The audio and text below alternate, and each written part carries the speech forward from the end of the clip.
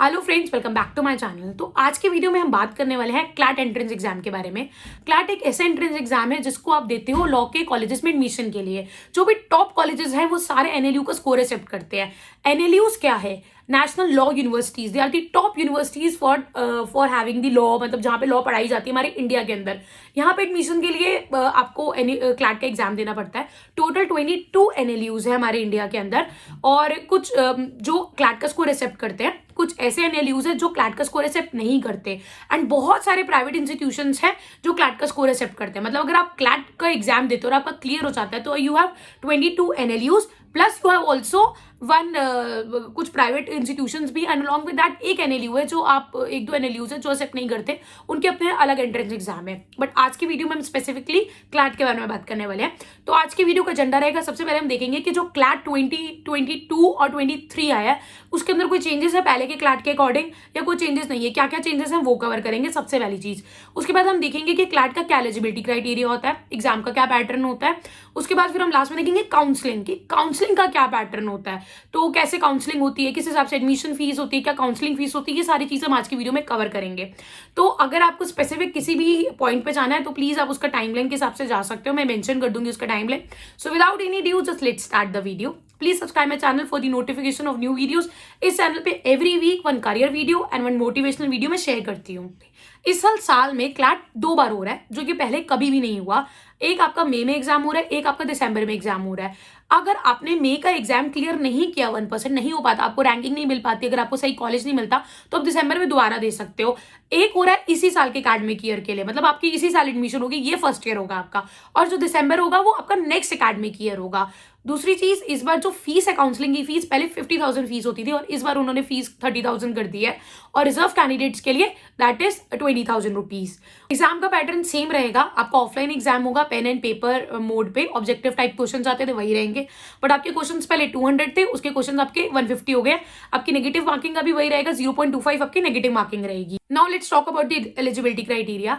Eligibility criteria की कोई upper limit नहीं है, मतलब अगर आप 24 के हो, 25 के हो और आप प्लान कर रहे हो कि मुझे अब क्लैट करना है या मुझे लॉ में अपना करियर बनाना है, तो कोई अपर लिमिट नहीं है। बस कंडीशन यही है आपकी कि आपकी 12th के अंदर आपकी 45% से अबव आने चाहिए रिकॉग्नाइज बोर्ड से, और आपकी अगर आप रिजर्व की हो तो आपकी SC ST हो तो आपका 40% होना चाहिए। ये आपका eligibility criteria. Let's talk about exam pattern. 50 question होते हैं, उसके अंदर आपके सारे ऑब्जेक्टिव टाइप होंगे, पेन एंड पेपर का होगा, ऑफलाइन मोड पे होता है, और आपके 1 मार्क्स आपको करेक्ट आंसर के लिए मिलेगा, 0.25 आपके मार्क्स डिडक्ट हो जाएंगे इसके अंदर। सबसे ज्यादा जो फोकस करना है आपको जीके के ऊपर फोकस करना है, एंड आपको लीगल रीजनिंग के ऊपर फोकस करना है। इसके अंदर से सबसे ज्यादा क्वेश्चन आते हैं। जब भी आप अपने लिए लॉ के लिए प्रिपेयर कर रहे हो अपना, तो आपको पूरे एग्जाम का पैटर्न, किससे कौन से क्वेश्चन आते हैं, किससे मैक्सिमम वेटेज है, आप अपने पास पेज कर दो, सो दैट आपको पता हो कि मुझे पहले इन जैसे मैक्सिमम क्वेश्चंस आते हैं उनको मैं प्रिपेयर करूँ पहले। सो मैक्सिमम आपके जो क्वेश्चंस आते हैं वो आपके करंट अफेयर्स से आते हैं और आपके लीगल रीजनिंग से आते हैं। इसके अंदर आपको कॉन्स्टिट्यूशन ऑफ इंडिया क्या है, GK, basically current affairs GK में जो भी चल रहे होते हैं, लेटेस्टली इंडिया में क्या क्या हो रहा है, उन सबकी करंट गवर्नमेंट में क्या चल रहा है, इन सबकी बहुत ज्यादा करंट आपको नॉलेज होनी चाहिए। तो इसके बाद जो क्वेश्चंस आते हैं वो आते हैं आपके इंग्लिश और लॉजिकल रीजनिंग के 28 से 32 क्वेश्चंस इसके अंदर आते हैं। उसके बाद लास्ट में आते हैं आपके क्वांटिटेटिव टेक्निक से क्वेश्चंस। तो जब भी आप करंट अफेयर्स के लिए प्रिपेयर करो तो अभी करंट में क्या क्या चल रहा है, कौन कौन से न्यू लॉज आ रहे हैं, गवर्नमेंट में क्या हो रहा है, विद इन इंडिया बेसिकली क्या चल रहा है, आपको उसके करंट अफेयर्स के ऊपर बहुत ज्यादा क्वेश्चन आते हैं।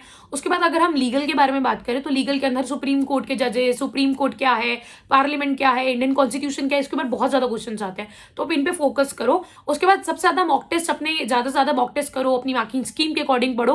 आपकी जो मैथ्स है वो बहुत ज्यादा नॉर्मल, मैथ्स आपकी जो बहुत नॉर्मल रहती है, बहुत ज्यादा हार्ड नहीं होती। अलजेब्रा होते हैं, पॉइंट नंबर सिस्टम्स होते हैं, उसके अंदर प्रॉफिट लॉस होता है, डेसिमल सिस्टम्स होते हैं, ये सारी चीजें होती हैं। Speed, distance, work and time, probability, ये सारी चीजें उसके अंदर कवर करी जाती हैं। एज के क्वेश्चन होते हैं जिसके अंदर आपको 3 नंबर दिए होते हैं, फाइंड करना होता है, ये सारे आपके लॉजिकल रीजनिंग के अंदर आ जाते हैं। मैं पूरा एग्जाम का पैटर्न अपने डिस्क्रिप्शन बॉक्स में छोड़ दूंगी, आप एक बार जरूर चेक कर लो। Let's talk about counselling. Let's see towards the counselling. Counselling के अंदर क्या होता है, जैसे आपने एग्जाम दिया तो उसके बाद आपकी आंसर की आती है। इनका जो प्रोसेस है वो बहुत फास्ट रहता है, तो you have to be very quick. एक 2 दिन का टाइम देते हैं और आपको फटाफट अपने डॉक्यूमेंट सबमिट करने होते हैं, फीस सबमिट करनी होती है, अगले राउंड पे जाना होता है। तो सबसे पहले ही आपको आंसर की देंगे, आंसर की में आपको मैच करना होता है, अगर आपको कोई डाउट है तो आपको अप्लाई करना होता है। उसके बाद इनकी फाइनल रिजल्ट आता है। फाइनल रिजल्ट के बाद जब आपका रिजल्ट आता है तो 3 टाइप की चीजें आपको मिलती है। एक होती है आपकी रैंक, एक आपको स्कोर मिलता है, और एक कैटेगरी कैटेगरी वाइज रैंक मिलती है। क्योंकि जब कैटेगरी वाइज रैंक इसलिए दी जाती है क्योंकि जब सेम नंबर्स के बच्चे से मतलब दो बच्चे सेम पॉइंट्स पे आते हैं, उनके सेम मार्क्स होते हैं, तो उनको कैसे डिवाइड करना है। ये कैटेगरी वाइज रैंक इसलिए आती है क्योंकि जब दो स्टूडेंट्स के सेम मार्क्स आते हैं और कट ऑफ के अंदर प्रॉब्लम आती है तो लीगल रीजनिंग के मार्क्स चेक करे जाते हैं या किसी कैटेगरी वाइज चेक किए जाते हैं, तो उसके अंदर फिर वो टाई ब्रेकर बनता है। तो वैसे भी लीगल पे ज्यादा फोकस होता है इसके अंदर, तो उसको आपको स्ट्रॉन्ग रखना है। उसके बाद जब आपकी तीनों रैंक आपके पास आ गई, उसके बाद आपकी काउंसलिंग स्टार्ट होती है। काउंसलिंग के लिए वो लोग क्या करते हैं, जैसे उनके पास 1000 सीट्स हैं, I give an example, 1000 seats, तो 5000 स्टूडेंट को वो काउंसलिंग के लिए इनवाइट करेंगे। क्योंकि कई स्टूडेंट बैकआउट कर देते हैं, कई एडमिशन फीस नहीं भरते, कई they are not satisfied with colleges, तो 5 गुना ज्यादा बच्चों को काउंसलिंग के लिए बुलाते हैं। और जब काउंसलिंग के लिए बुलाने हैं तो आपको काउंसलिंग का अमाउंट सबमिट करना पड़ता है, तो you should be ready with this. That is 30,000 में, जैसे मैंने आपको बताया, और पहले 50,000 होता था। 30,000 आपको अमाउंट पे करना पड़ेगा। उसके बाद आप काउंसलिंग में बैठ सकते हो। उस very active about the dates, आपको फटाफट डेट्स चेक करनी पड़ेंगी क्योंकि काउंसलिंग के बाद 3 राउंड होते हैं, राउंड 1, राउंड 2 और राउंड 3, और वो भी 2-2, 3-3 दिन के गैप में होते हैं सिर्फ, तो वो भी सब 2-2, 3-3 दिन के। उसके बाद जब आप काउंसलिंग का फॉर्म भरते हो तो उसके अंदर आप चूज करते हो कि आप कौन से एनएलयूज में इंटरेस्टेड हो, कौन से एनएलयूज में नहीं हो, आपको फॉर्म करते हो। उसके बाद एनएलयूज अपनी कट ऑफ निकालते हैं, फिर आपका मैच होता है उनके साथ, फिर आपको एडमिशन होती है। उसके बाद अगर आपका मैच होता है, आपका नंबर आ जाता है, तो उसके अंदर आपकी एडमिशन होंगी। अगर आपको कॉलेज अच्छा लग रहा है तो आप एक्सेप्ट कर लो, अगर आपको कॉलेज नहीं अच्छा लग रहा फिर भी आप एक्सेप्ट कर लो, और उसके बाद अपनी फीस पे करके आप अपग्रेड का ऑप्शन डाल सकते हो। ये अपग्रेड का ऑप्शन राउंड 1 और राउंड 2 के स्टूडेंट्स के लिए होता है, राउंड 3 स्टूडेंट्स के लिए ये ऑप्शन नहीं होता, क्योंकि उनके पास जो कॉलेज मिल रहा है उनके बाद उनको एक्सेप्ट करना पड़ता है। ज्यादा से ज्यादा बच्चे राउंड 1 में ही उनको बच्चे चूज कर लेते हैं अपने कॉलेज को, जिनका नंबर पहले आ जाता है।